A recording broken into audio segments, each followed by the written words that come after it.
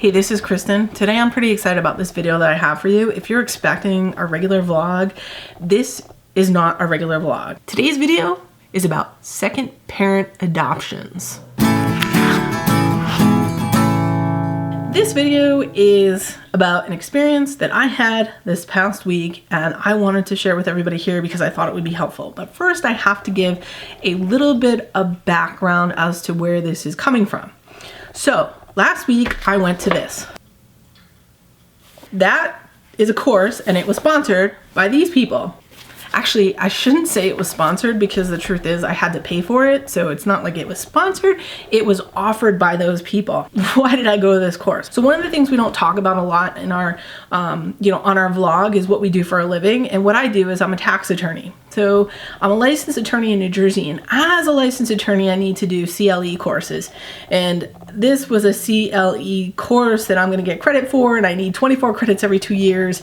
And it was great that I could take this course and learn some more on a subject that is pertinent to my life and the people that I know and the people who watch this vlog. So I decided to take this course and it was awesome. And one of the things I learned a lot about were second parent adoptions. So I made a video a while back when we did our second parent adoption.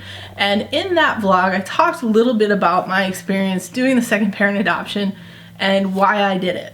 And since then, because that was like over a year ago, I've seen this topic come up in numerous places. So one of the big things people talk about, especially with everything that happened this past year with same-sex marriage being recognized across the United States, is that for a two-mom family that has a baby, both moms, both the biological mom as well as the other mom, have their names on the birth certificate. And I always see the second mom being just like, oh, that's so great, I'm recognized as the parent, it's so great to see my name on the birth certificate. And it really is. I mean, because I felt the same way when my name was on the birth certificate.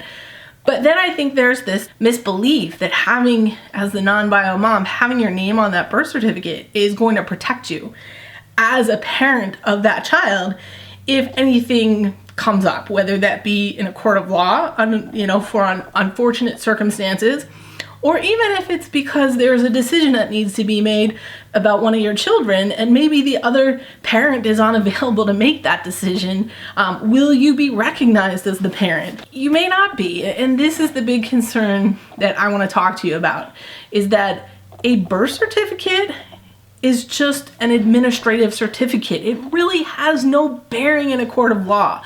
There have been numerous cases that have easily said, okay, the birth certificate is not going to be the indicator in a court of law as to who the parents of a child are.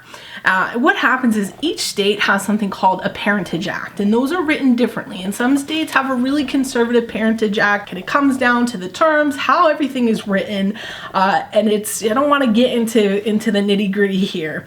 But depending on what state you're in, you may be more protected than if you were living in another state. But at the end of the day, do you travel? Do you go to different states? And those are all important things as we talk here, and if you travel internationally or whatever the case is. A second parent adoption is critical. I just want to put that out there because I just feel like not enough people know that. Yes, is it going to cost you money to get one? Potentially, yes, because you're going to have to hire an attorney to put together the paperwork to do this second parent adoption for you, which needs to be done in a court of law. You go before a judge, there's paperwork, a lot of paperwork beforehand. So you probably will need an attorney. I did my own. It's probably going to cost you at least over $1,000 is my guess. In this state, it was going to cost us $1,500 a child. But what will you get? You will get a court order issued by a judge that says you are the legal second parent of the child. Okay? That is huge. It's a protection that gives peace of mind. God forbid, your marriage doesn't work out okay and your spouse, is fighting for your kids. And you're trying to just hang on as the non-bio mom. If you have that second parent adoption court order, you have rights. If you have just the administrative certificate that is just the birth certificate, that's not going to really stand up in a court of law. It's a really interesting time we live in. So going back to how each state has a Parentage Act and how it's written differently, some states are having difficult issues with issuing second parent adoptions. And I've only heard a few things just through Facebook groups. I heard of a couple that were in New Hampshire and, they had a baby together. The non-biological mom went to go ahead with a second parent adoption, hired an attorney, went, through the court system, and the ruling the judge gave was that he would not issue a second parent adoption. He would not grant the second parent adoption because he felt that there was no need for that adoption based on the fact that same-sex marriage is now recognized throughout the country federally, and the way that New Hampshire's Parentage Act was written, there was no reason for him to issue a second parent adoption.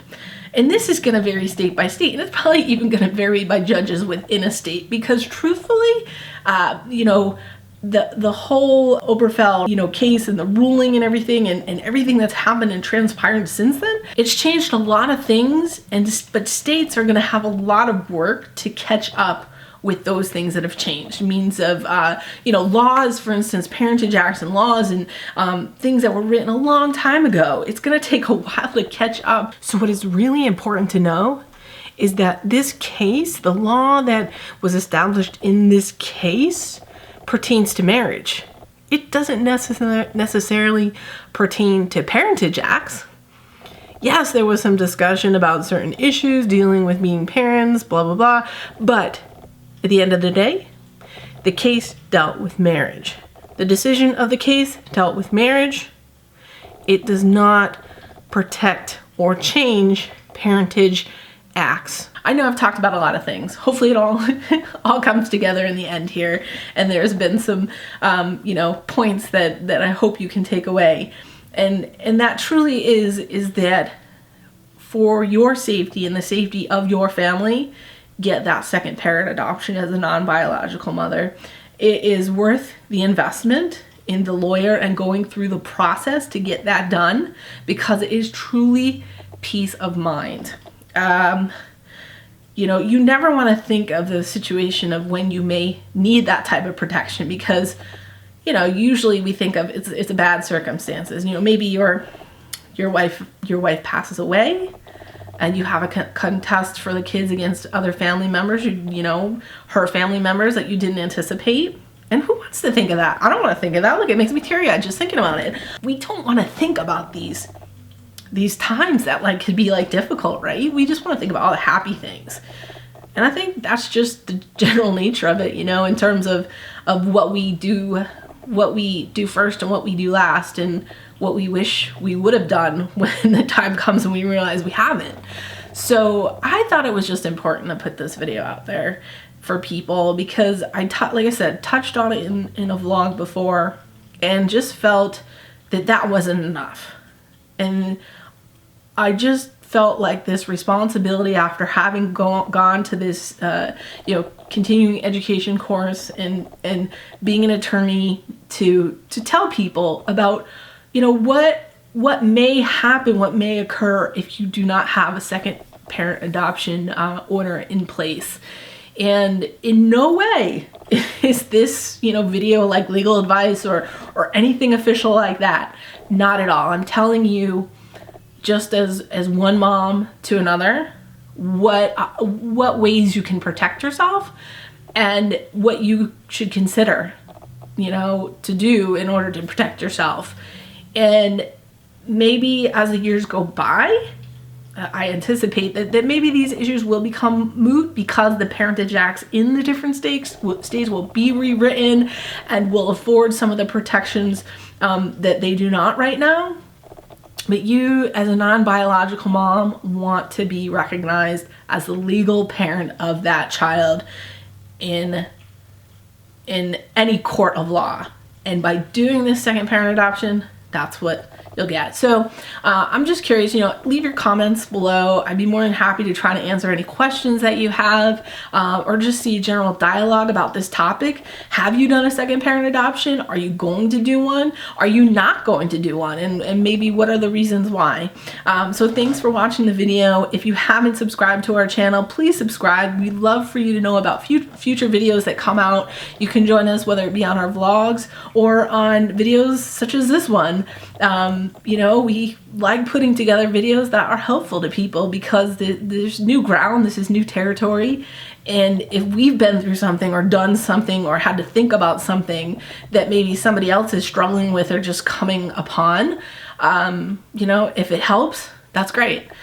So thank you guys for listening and making it this far to the end of the video.